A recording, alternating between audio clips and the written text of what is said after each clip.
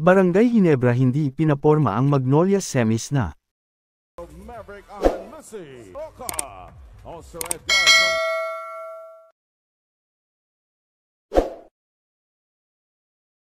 Magandang araw Barangay Ginebra hindi pinaporma ang Magnolia kagabi 99 kontra 77 sa kanilang quarterfinals match at tuluyan ng umabant sa semifinal round.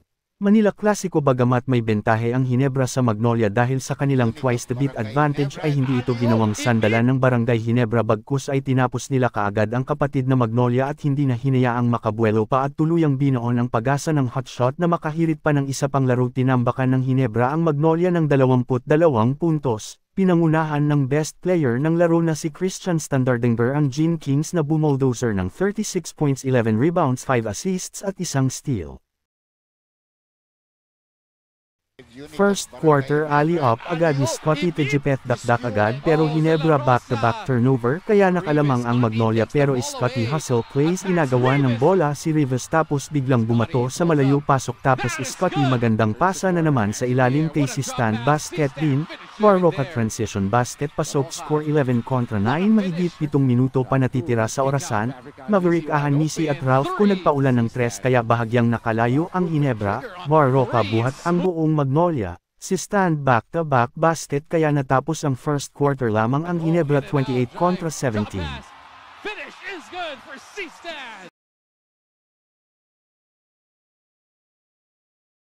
Pagpasok ng second quarter bahagyang naglelo ang Ginebra sunod-sunod na turnover kaya unti-unting nakalapit ang Magnolia 11-2 run.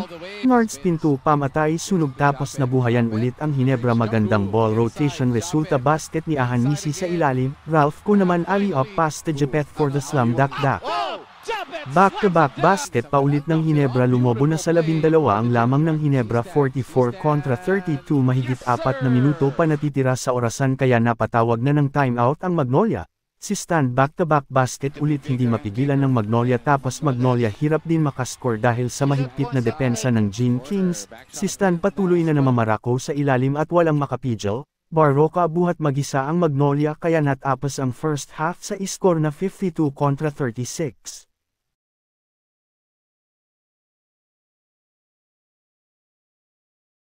Third quarter bumitaw agad ng tres si Junicio para sa Magnolia pero si Stan may pansagot dyan 6 straight points. Magnolia mini run dahil sa tres ulit ni Junicio kaya napatawag na ng timeout si Coach Tim Cohn. Mark Barroca binaba pa sa 10 na lang ang laman ng Ginebra pero Scottie pamatay sunog bumitaw na Navigators pasok at si Stan hindi pa rin mapigilan sa ilalim kaya balik sa 14 ang lamang ng Ginebra.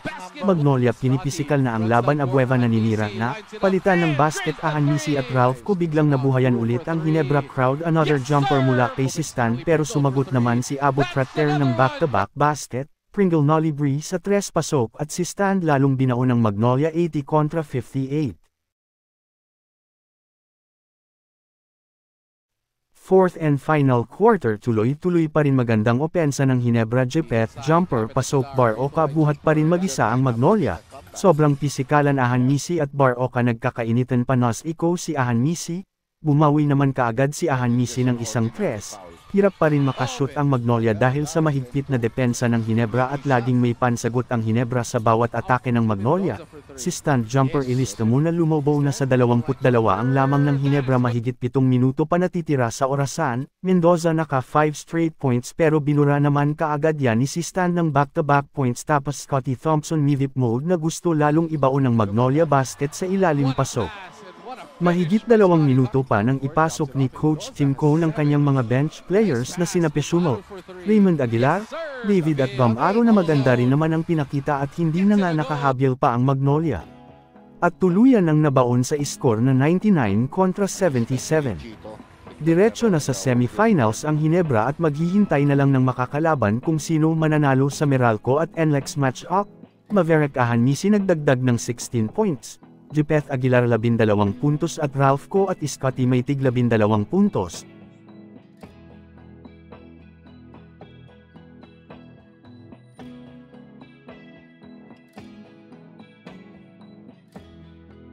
Ang Magnolia ay naglaro naman ng wala ang kanilang ace guard na si Gio Jalala na may iniindang injury sa tuhod. Pinangunahan ni Mark Barroca ang Magnolia na may 19 puntos at Dionisio na may 10 puntos at ang kanilang bigman na si Ian Sanggalang ay nalimitahan naman sa 8 puntos lamang.